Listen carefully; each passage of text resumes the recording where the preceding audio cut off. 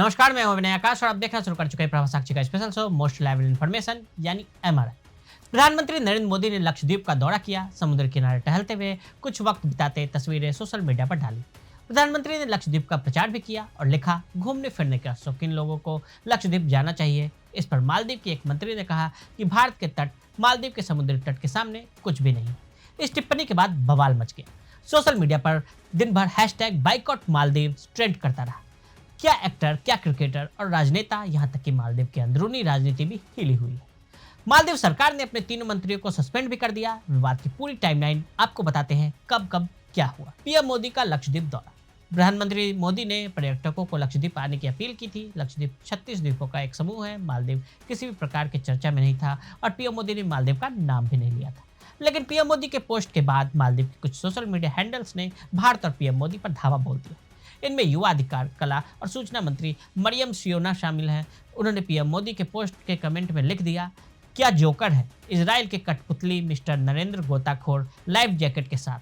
हालांकि जनता की नज़र पड़ने के साथ ही सियोना ने अपना पोस्ट डिलीट कर दिया। सत्तारूढ़ पार्टी के एक और नेता महमूद माजिम ने एक तस्वीर शेयर करते हुए लिखा कि मालदीव का सूर्यास्त भी आपके लक्षद्वीप में नहीं दिखेगा, इसलिए मालदीव की यात्रा करें सीसी नरेंद्र मोदी।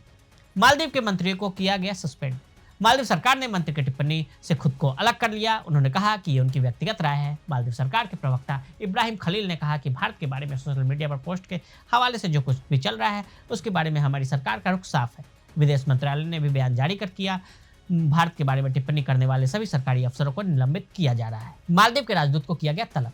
भारत के खिलाफ अपमानजनक टिप्पणी मामले में मालदीव के हाई कमिश्नर को तलब किया गया। इब्राहिम साहिब सुबह साउथ ब्लॉक स्थित विदेश मंत्रालय पहुंचे।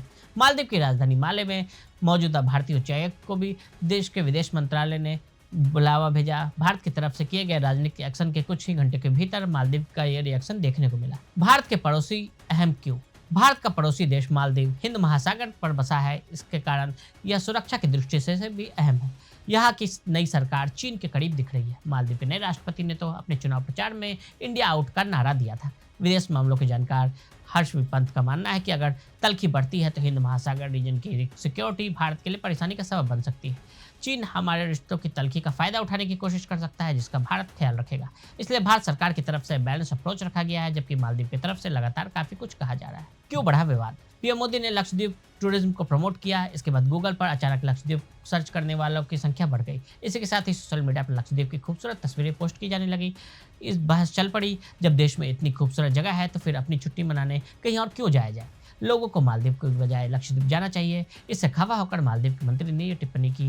भारत ने भी जवाब दिया। अब वहां की सरकार ने अपने तीनों मंत्रियों को हटा दिया। मालदीव को क्या दिक्कत है? भारत के करीब 2 लाख से ज्यादा लोग हर साल मालदीव की यात्रा करते हैं। मालदीव में मौजूद भारतीय हाई कमीशन के आंकड़े के माने तो साल 2022 में 2,41,000 और 2023 में करीब 2 लाख लोगों ने मालदीव की यात्रा की।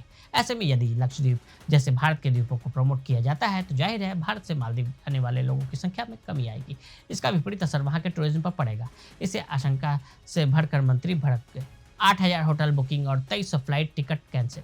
सोशल मीडिया पोस्ट में दावा किया जा रहा है कि मालदीव के मंत्रियों की आपत्तिजनक टिप्पणी के बाद हजारों की संख्या में होटल और बुकिंग फ्लाइट टिकट कैंसिल हुए हैं। अलग अलग पोस्ट में कहा जा रहा है कि भारतीयों ने मालदीव के 8,000 से ज्यादा होटल बुकिंग और 2500 फ्लाइट टिकट कैंसिल कर दिए। हालांकि इन आंकड़ों की हम कोई आधिकारिक पुष्टि नहीं करते।